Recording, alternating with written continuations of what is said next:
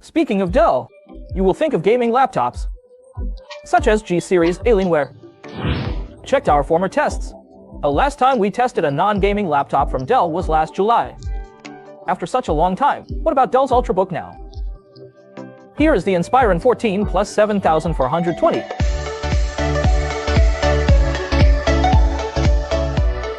Long time no see, Insprion. Let's check it out. First, specs. CPU i5-1500H is a 12-core and 16-thread processor, as well as an Intel 7 product, featuring E-core and P-core hybrid architecture, Iris Z80EU IGPU, dual-channel memory, 6GB DAR5 for 8 ohms, consists of a soldered 1 and a regular 1 SSD, Lidian CL4, PCIe 4.0x4 supported, a 14 inches IPS screen, with 2240 x 1400 resolution, 100 Shri-beat, and 60 Hz refresh rate. Pricing, about $849. Besides i5 and IGPU version, it offers many options. Up to i7 and 3050 Ti combination, you can choose what you want. As usual, let's check the exterior. The first expression is solid. Weight, 1.59 kg. Front, 17.8 mm, back, 19.7 mm. Little thicker than its rivals. It is mainly covered by metal. Here's the reserved antenna position. Made of plastic. Dell logo is laser etched on the lid. And you can easily open the lid to about 130 degrees. At 90 degrees, you can see the hinge prop the keyboard. The rubber feet are not good looking, but it is good for typing and heat dissipation, which elevates users' experience. Maybe you can find its beauty inside. 14-inch IPS screen. Color volume, 1043 Shri-beat. Color coverage, 99.5 Shri-beat. Color accuracy, average delta 1.7, peak 3.37, less than average. Overall gamma values are pretty high, about 2.4. You may need a color correction. Peak brightness 336.3 nits, DC dimming at all ranges. Response time, black 21.7 ms, gray to gray 34.9 ms. Average. All in all, it's an average screen. Good color coverage, but without a preliminary color correction. An Ultrabook without a high refresh. An insipid product. Keyboard. Arrow keys, 2 full size, 2 half size. Pretty common. This is the mainstream design nowadays. Start key, top right, integrate Touch ID. With its unique design, accidental touches can be fewer, but I prefer a standalone power button, which will eliminate mistouching. It supports to open the lid to wake up, which makes the power key seems to be useless. His keyboard is not very good for typing. Even it has a long key travel, but keycaps are pretty good. 16.8 mm in width, normal size. You don't need to adapt to a normal-sized keyboard. The palm rest is covered with a whole piece of glass, distinct, especially among its rivals. But to my surprise, with such a fancy palm rest, why there are too many stickers? If Dell put these stickers on the bottom, the exterior will look better. Next, ports. Left, power port, HDMI, USB-A and Thunderbolt 4. Right, USB-A, TF card reader, and 3.5 mm combo jack. Not too many, but enough. With an exclusive power port, it still supports Type-C charging. It is a condition for Evo 3.0 verification. Okay, let's test its performance. The CPU is the 12th Gen Intel Core i5-12500H, an Intel 7 product, featuring 4 P-cores and 80 cores hybrid architecture. Any P-core's peak clock speed is 4.2 GHz. For E-cores, 3.1 GHz. The memory supports both DDR4 and DDR5. 16 GB DAR5 for 8 ohms dual channel consists of a soldered 1 and a regular 1. Among its rivals, i5-12500H's tertiary cache is better than that of i5-12450H. Let's see the benchmark. Cinebench R20 loop test. It reached 4,814 in the first round, then stabilized between 4,200 and 4,300. During the test, CPU reached 80 watts first, then dropped to 50 watts. It reached 80 watts the next round, then dropped to about 45 watts. Average P-core clock speed, 3.0 GHz. E-core, 2.5 GHz. The second and third saw dramatic swings, for it hit the thermal throttling of 100 degrees. For single core, R20 single thread, 661. Lower than i7-12700H, but better than the last gen. For GPU, it has an Iris Z IGPU with 80 EU. Less than 96 EU in i7 CPU. 3D Mark x B1383, Firestrike X 2153, Superposition Classroom 108OP 913, better than the mix of i5-124OP and DDR4, but worse than MX 570 and Radeon 680 meters. What about gaming performance? We tested some games. First CS:GO, under native 2000 resolution, lowest settings, multi-core rendering, FPS was only 91, less than 100 FPS, pretty weak. For IGPU, 2000 is a burden. If we lowered the setting to 108OP, FPS reached 136.5. Not impressive, but you can play it smoothly. Same story in Dota 2. 38.5 FPS under native resolution. You can only enjoy farming. But when lowering to 108OP, things were better. All in all, GPU of the 12th Gen i5 can only support old or simple games. If you are a pro gamer, gaming laptop is your cup of tea. At least you won't hurt your monitor and desk. Adobe Creation Work Test. Photoshop 814. The IGPU of 12 the Gen i5 can do some graphic work, but can't handle video editing works. A640, par 330, long distance to the DJU all-around laptop. The IGPU version is suitable for new photographers or coders. After the tests, let's start disassembling it.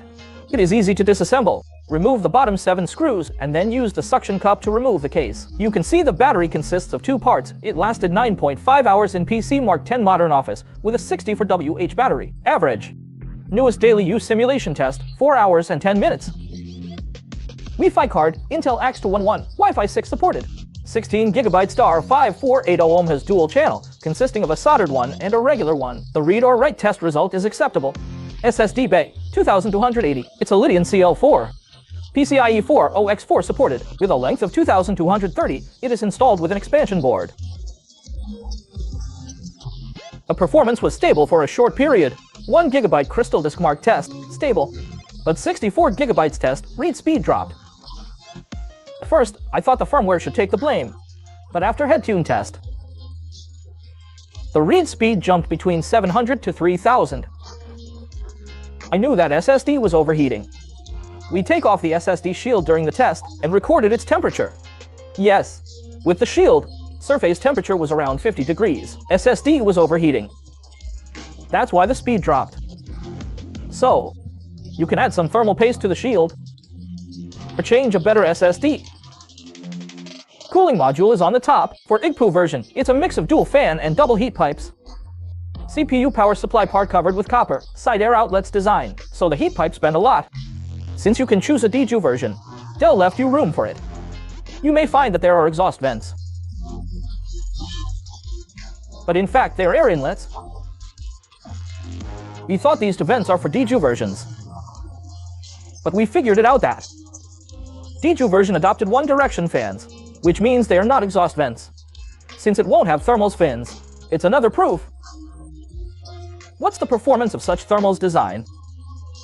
Let's see the test result. We stabilized the temperature at 25 degrees. Default mode was optimized. Stress FPU test.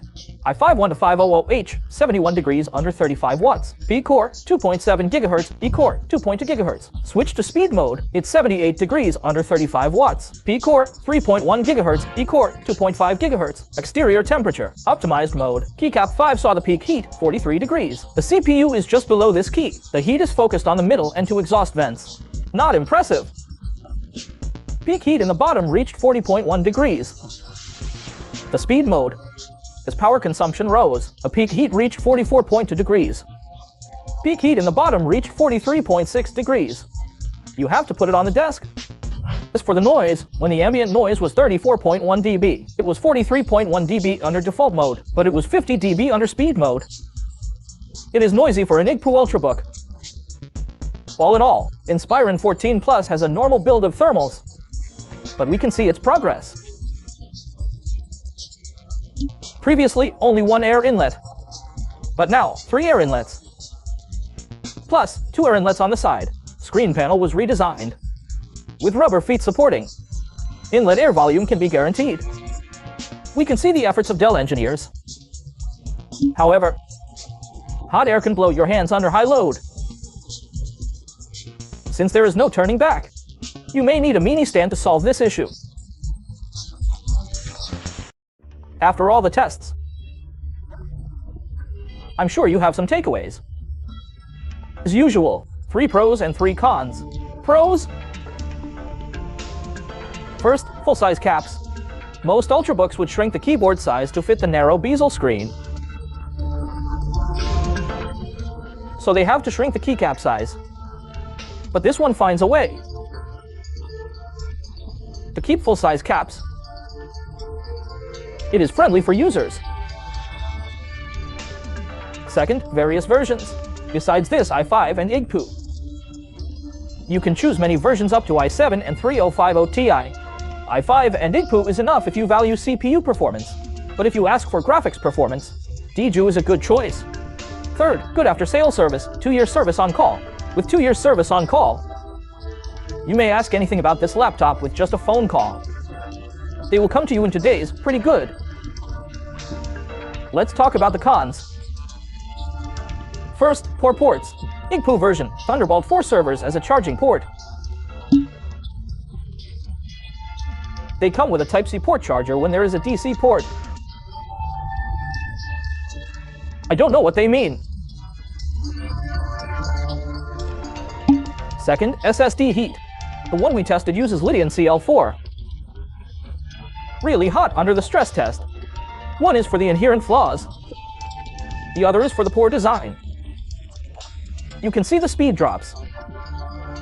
Third, exhaust vents on the side. Your hands will sense the heat. Most Ultrabooks put exhaust vents on the back. The heat will not blow your hands under high load. But with vents on the side, you may feel uncomfortable. Okay, let's sum it up. Exterior, it's like an all-round laptop. Rather than an Ultrabook, it has DJU options. Better than the Ultrabooks with IGPU.